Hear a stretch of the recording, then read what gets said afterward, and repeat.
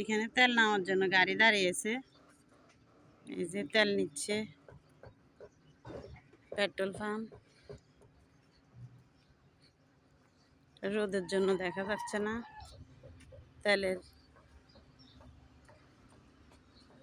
বাড়ির পাশে এসে গাড়ি দাঁড়িয়ে গেল তেল নেওয়ার জন্য।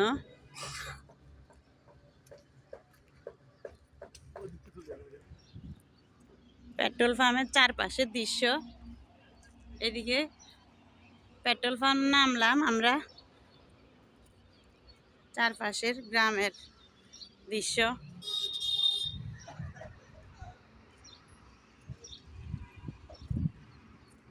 দেখতে কেমন লাগতেছে গ্রামের দৃশ্য বলবেন।